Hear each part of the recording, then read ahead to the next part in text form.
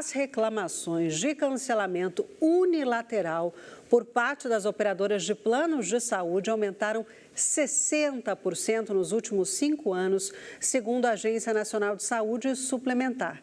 E para falar sobre a relação consumidor e planos de saúde, uma relação bem conturbada, nós vamos entrevistar agora a doutora Juliana Paro, que é advogada atuante na área da saúde em defesa do consumidor. Doutora Juliana, seja muito bem-vinda ao Brasil News. Obrigada, boa noite. Boa noite. Doutora, quando uma operadora pode cancelar o plano? Ela só pode cancelar o plano quando é o plano individual familiar, se estiver inadimplente por pelo menos uma média de 60 dias, tá? Eles têm que aguardar 60 dias de inadimplência para poder efetuar o cancelamento. Caso contrário, sendo o plano individual familiar, eles não podem cancelar. Ocorre que os planos coletivos por adesão, eles podem cancelar desde que tenha um entendimento até a normativa da ANS que tenha mais de 30 beneficiários nesse plano. A pessoa, né, estando inadimplente com o plano, pode ser cancelado, porém, para isso, tem que preencher 3 requisitos e os 3 têm que estar de acordo com o que fala a normativa, tá? Os 3 requisitos, o primeiro é que esteja previsto na cláusula contratual do plano coletivo por adesão. O segundo requisito é que tenha pelo menos 12 meses da vigência desse plano. E o terceiro requisito é que seja comunicado previamente com no mínimo 60 dias para esse beneficiário que vai ter seu plano cancelado. E muito importante é que mesmo preenchendo esses 3 requisitos, caso o beneficiário esteja utilizando para fazer algum tratamento de saúde ou convênio, ele não pode ser cancelado. Tá? Fora isso, eles só podem cancelar por inadimplência mesmo, inclusive os planos coletivos que tenham menos de 30 beneficiários no plano. Perfeito. Doutora Juliana, é um prazer tê-la conosco aqui hoje. A propósito, o jornal Folha de São Paulo publicou hoje uma reportagem falando dos planos de saúde, dizendo aqui que planos de saúde registram lucro líquido de 3 bilhões de reais no ano passado, ano de 2023. Isso aí representa um aumento, porque no ano de 2022 houve um ganho de 606 milhões de reais. Tudo isso um faturamento de 606 bilhões de reais por ano, o faturamento global dos planos de saúde no Brasil. O que a senhora acha disso, hein, doutora? Olha, o que acontece? Infelizmente, os planos, eles costumam negar a cobertura com a fala de que eles não têm, se eles forem cobrir tudo o que está sendo solicitado, eles não vão conseguir se manter no mercado do jeito que está, né? A forma como está, inclusive, a economia, os gastos que estão muito altos na área da saúde, e a fala deles é sempre a mesma. Nós sabemos, né? Todo mundo sabe que os planos de saúde eles têm muito lucro. Não é de hoje, principalmente na época da pandemia, o lucro que eles obtiveram foi muito grande, acho que um dos maiores. E, né, as pessoas quase não utilizavam o plano de saúde, ficavam mais em casa. Os que utilizavam era realmente, assim, no último caso, quando não tinha mais como ficar em casa mesmo. E eles tiveram um lucro muito grande na pandemia. E aí, pós-pandemia, foi quando começou a usar mais o plano frequentemente, principalmente aquelas pessoas que, de repente, interromperam o tratamento durante a pandemia, voltaram a realizar os tratamentos necessários, e isso fez um boom que afetou um pouco os convênios. O que é importante a gente perceber nisso? Nós não temos acesso transparente a essas informações. As informações, elas chegam meio que vagas e quando aparece é só... Você não consegue acessar lugar nenhum, não tem disponível para você verificar se realmente esses dados condizem com a realidade ou não. E, infelizmente, os convênios, os planos de saúde, eles manipulam muito esses dados para justificar até as negativas que eles dão de cobertura, né? Então, é bem difícil mesmo. Doutora, me corrija se eu estiver errada, mas dá uma impressão de que é o vai que cola. Porque, assim, se o plano de saúde só pode cancelar com inadimplência e no caso de adesão coletiva com aqueles 3 requisitos, a gente acompanha na imprensa com muita tristeza, aliás, crianças que têm problemas de saúde, doenças raras, idosos e que o plano simplesmente cancela. De uma hora para outra. De uma hora para outra, né? Só a explicação. A partir de dia tal, está cancelado. Aí essas pessoas entram com uma liminar na justiça, aí o plano recua. A impressão é assim, se não entrar na justiça, tudo bem, colou, economizei e dei lucro, independentemente se vai atrapalhar e vai atrapalhar em muito a saúde daquela pessoa. Sim, é bem por aí mesmo, Thalita. Infelizmente, eles utilizam essa ferramenta em todos os sentidos, tanto para cancelamento quanto para negativa de cobertura, é o vai que cola mesmo. Porque, né, se colar, eles reduzem o gasto. E, infelizmente, não são todos os consumidores que vão tentar correr atrás do seu direito. Há muitos, e até assim, uma gama grande que a gente fala que deveria correr atrás, acaba né, entendendo que tudo bem, então não consegui, eu vou tentar outro. E justamente para não comprar essa briga, né? Eles não têm tanta informação, muitos desses consumidores não têm tanta informação e, infelizmente, eles ficam reféns do plano de saúde, fazer o que quer, o que não quer. É bem o vai que cola mesmo.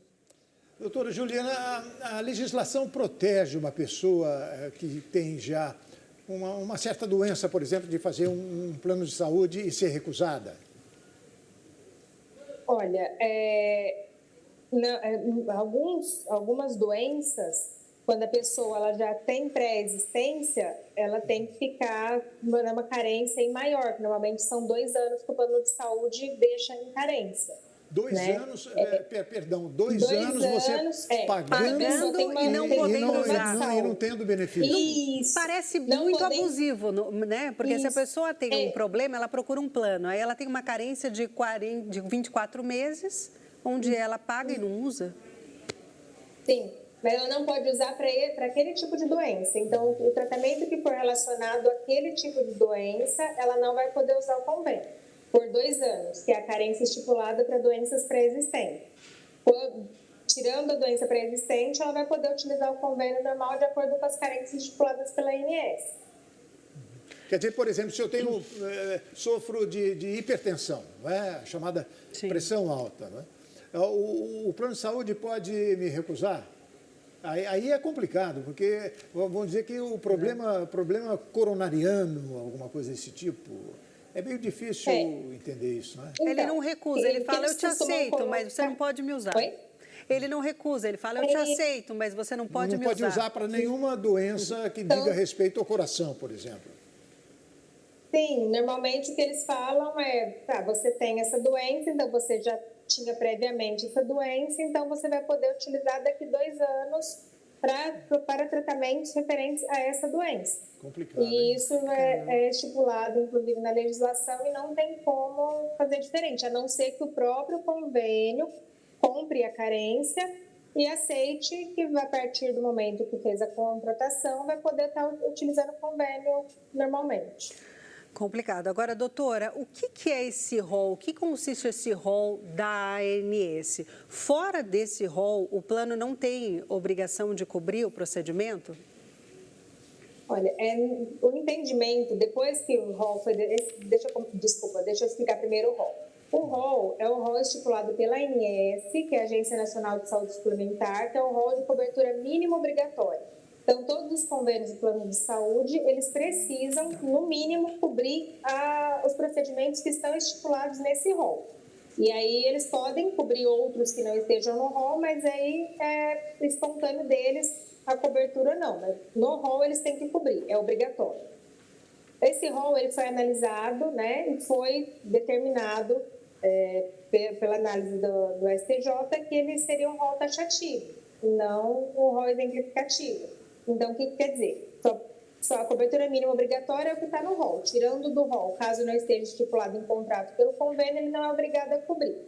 Porém, judicialmente falando, isso tem controvérsias, tá? Isso tem exceções, não é exatamente dessa forma. Nós temos as súmulas do TJ São Paulo, a súmula 96, tem a súmula 102, que fala que desde que o tratamento seja indicado pelo médico, desde que esteja expressamente prescrito pelo médico, e é abusiva a negativa de cobertura pelo plano de saúde, tá? Porque a pessoa precisa ser atendida, ela precisa do tratamento e a negativa é abusiva, independente se com a justificativa do tratamento ser experimental ou não, independente de constar no rol ou não. Então, nós temos algumas súmulas assim, que dá para utilizar e não é sempre que esse rol vai continuar sendo taxativo, vai depender do caso a caso, do caso concreto e está sendo necessitado no momento, né? Doutora, como é que são realizadas essas ações na justiça, hein? Elas costumam demorar muito, não? Infelizmente, o judiciário está cada vez um número maior de ações contra o plano de saúde. E está aumentando assim abruptamente, principalmente pelas abusividades negativas do próprio plano. Então, essas ações, elas costumam demorar sim, não são ações tão rápidas. Na grande maioria das vezes, quando precisa de uma certa urgência no caso, elas são através de liminares, né? E solicita liminar, justificando, e aí o juiz determinando que seja cumprido, o processo vai continuar correndo, porém, o tratamento tem que ser realizado de imediato. E aí o processo vai continuar, assim, por mais de ano, entende? São ações bem demoradas, mas que para o consumidor que está precisando fazer o procedimento, vale a pena, porque ele pelo menos consegue fazer o que está necessitando no momento, né? Eu tenho a impressão que se essas ações forem lá para o Supremo, pelo Tribunal de Justiça, elas só vão terminar quando o sujeito já morreu, né? Porque é complicado, não é não? É muito complicado, a população sofre. Eu li que uma senhora de 80 anos, falando isso que o Hermano citou, a médica pediu uma mamografia e o plano negou, por etarismo, né? Não precisa mais a recomendação. Aí ela entrou com uma liminar, o plano foi obrigado, obviamente, a fazer a mamografia dela e aí ela tem indenização moral, acho que de 10 salários mínimos, mas demora. Mas pela liminar, pelo menos, ela fez mamografia. Foi um constrangimento, né? Sim, sim. E eles estão negando, assim, exames até muito mais simples e mais baratos. Exames de sangue está sendo negado e sem justificativa, né? Tá bem complicado. Doutora Juliana Paro, advogada atuante na área de saúde e defesa do consumidor, muito obrigada pelos seus esclarecimentos, viu? Eu que agradeço, prazer, boa noite. Boa noite.